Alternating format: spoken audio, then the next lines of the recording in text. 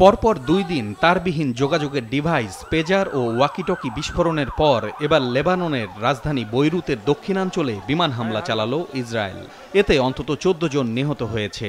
এদের মধ্যে senior commander Ibrahim Aqil সহ হিজবুল্লাহর বিশেষ বাহিনী রাদওয়ানের বেশ কয়েকজন জ্যেষ্ঠ কমান্ডার রয়েছেন।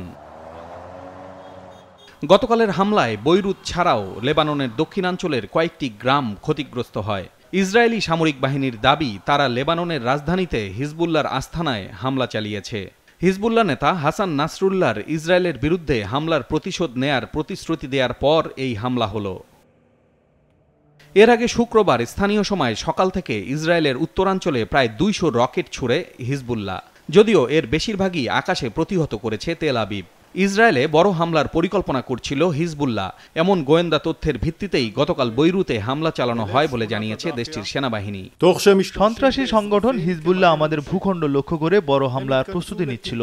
বৈরুতে তাদের একটি গোপন বৈঠক চলার সময় বিমান থেকে হামলা চালানো হয়েছে। এতে most wanted senior Hezbollah commander Ibrahim Aqil নিহত হয়েছে।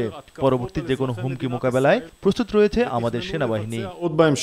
গাজায় চলমান যুদ্ধের মধ্যেই তীব্রতর হচ্ছে ইসরায়েল ও লেবাননের সশস্ত্র গোষ্ঠী হিজবুল্লাহর মধ্যে সংঘর্ষ।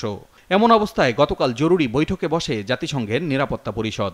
এ সময় মধ্যপ্রাচ্যে বড় সংঘাত ছড়িয়ে পড়ার আশঙ্কার কথা জানান জাতিসংঘের আন্ডার সেক্রেটারি জেনারেল। সব পক্ষকে সংযত থাকার আহ্বানও জানান তিনি।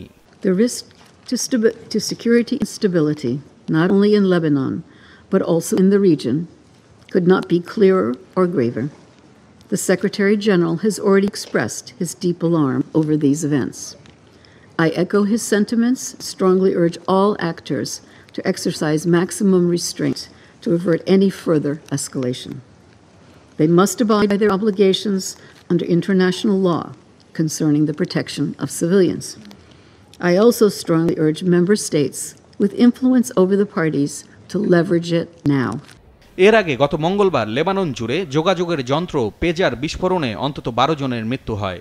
আন্তর্জাতিক বিভিন্ন গণমাধ্যমের দাবি, ওইসব ডিভাইসে আগে থেকে বিস্ফোরক স্থাপন করে দিয়েছিল ইসরায়েলের গোয়েন্দা সংস্থা মোসাদ।